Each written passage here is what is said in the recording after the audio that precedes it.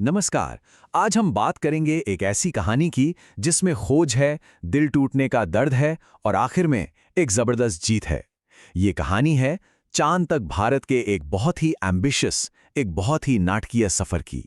बात है साल 2008 की। तब सिर्फ चांद को दूर से देखना काफी नहीं था। नहीं, उसे छूने की चाहत थी। और बस इसी जिद ने, इसी गहरी एम्बिशन ने भारत के चंद्र कार्यक्रम को जन्म दिया। तो चलिए इस कहानी का पहला अध्याय शुरू करते हैं। ये शुरू होता है चंद्रयान 1 के साथ, और एक ऐसी खोज के साथ जिसने, सच मानिए, हमारे सोलर सिस्टम के बारे में हमारी पूरी समझ को ही बदल कर रख दिया। तो हुआ ये कि अक्टूबर 2008 में श्रीहरिकोटा से PSLV C11 ने उड़ान भरी। कुछ हफ्तों तक ये स्पेसक्राफ्ट पृथ्वी के चारों तरफ चक्कर काटता रहा, अपनी रफ्तार बढ़ाता रहा और फिर सीधा चांद की ओर निकल पड़ा। और फिर आया 14 नवंबर का वो दिन। मून इम्पैक्ट प्रोब, जिसे हम MIP भी कहते हैं, वो मेन ऑर्बिटर से अलग हुआ और सीधा चांद के दक्षिणी ध्रुव पर जा टकराया। और इसी एक टक्कर ने इतिहास लिख दिया। तो सवाल यह है कि ये मून इम्पैक्ट प्रोब या MIP आखिर था क्या? देखिए, ये सिर्फ 34 किलो का एक छोटा सा प्रोब था और इसे जानबूझकर चांद की सतह पर क्रैश होने के लिए ही बनाया गया था। हाँ, आपने सही सुना। जैसे जैसे ये नीचे गिर रहा था, इसका एक खास इंस्ट्रूमेंट, मास स्पेक्ट्रोमीटर, चांद के बहुत ही पतले वायुमंडल को एनालाइज कर रहा था। कह सकते हैं कि इसका मिशन एक तरह से आत्मघाती था, पर मकसद बहुत बड़ा था। और फिर वो पल आया जिसका सबको इंतजार था। डेटा में अचानक एक स्पाइक दिखा, एक उछाल, और इसने सब कुछ साफ कर दिया। चांद वो सूखा रेगिस्तान नहीं था जैसा हम सदियों से सोचते आए थे, वहां पानी था। ये एक जबरदस्त पल था, सिर्फ भारत के लिए नहीं, बल्कि पूरी दुनिया की साइंस के लिए। सच कहें तो भारत ने सोलर सिस्टम का नक्शा ही बदल दिया था। अब कहानी में आगे बढ़ते हैं दूसरे अध्याय की तरफ। साल था 2019 और मौका था चंद्रयान 2 की लैंडिंग का। वो बेहद तनाव भरा ड्रामा जिसे आज भी आतंक के 15 मिनट के नाम से जाना जाता है। सितंबर 2019, सोचिए जरा, मिशन कंट्रोल का माहौल एकदम तनाव से भरा हुआ है। विक्रम लैंडर चांद की तरफ अपना आखिरी सफर शुरू कर चुका है। लक्ष्य सिर्फ एक, चांद की सतह पर एक सॉफ्ट लैंडिंग। पूरे देश की मानो सांसें थम गई थीं। मिशन कंट्रोल में आवाजें गूंज रही हैं। फाइन ब्रेकिंग फेज शुरू हो रहा है। एल्टीट्यूड 5 किलोमीटर, फिर 3 किलोमीटर। अब तक सब कुछ बिल्कुल प्लान के मुताबिक था। हर किसी की नजरें बस स्क्रीन पर जमी हुई थीं। लेकिन तभी कुछ गलत हुआ। स्क्रीन पर जो सिग्नल आ रहा था वो कांपने लगा। लैंडर अपने तय रास्ते से भटक रहा था। मिशन कंट्रोल में जो उम्मीद थी उसकी जगह अब गहरी चिंता ने ले ली थी। और फिर वो शब्द कहे गए जिसने 1 अरब से ज्यादा लोगों का दिल तोड़ दिया। हमारा संपर्क टूट गया है। बस कमरे में एक खामोशी छा गई। विक्रम लैंडर हमेशा के लिए चुप हो चुका था। हम गिरे जरूर, लेकिन हम हारे नहीं थे, क्योंकि आसमान में हमारा एक गवाह अब भी मौजूद था। चंद्रयान 2 का ऑर्बिटर। वो आज भी चांद के चक्कर लगा रहा था, लगातार जरूरी डेटा भेज रहा था और आने वाली कामयाबी की नींव रख रहा था।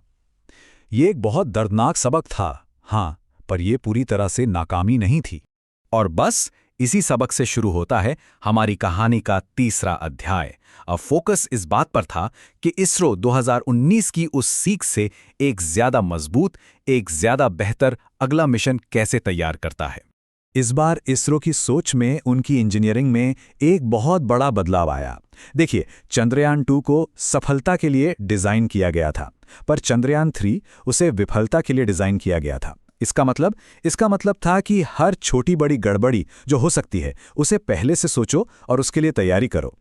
क्या क्या बदला गया? लैंडर के पैर और ज्यादा मजबूत बनाए गए, ज्यादा सोलर पैनल लगाए गए ताकि पावर की कमी ना हो। फ्यूल भी एक्स्ट्रा रखा गया, नए सेंसर्स जोड़े गए और खतरों को पहचानने और उनसे बचने का सिस्टम भी पहले से कहीं ज्यादा एडवांस्ड कर दिया गया। मतलब पिछली हर एक गलती से सबक लेकर उसे सुधारा गया। और अब आता है इस कहानी का क्लाइमैक्स, चंद्रयान 3 की कामयाब लैंडिंग। तारीख थी 23 अगस्त 2023। वो आतंक के 15 मिनट एक बार फिर शुरू होने वाले थे।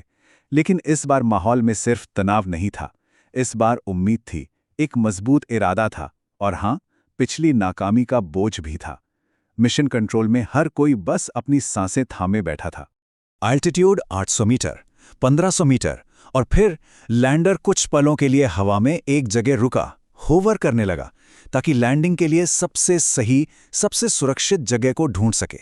ये आखिरी सबसे अहम पल थे।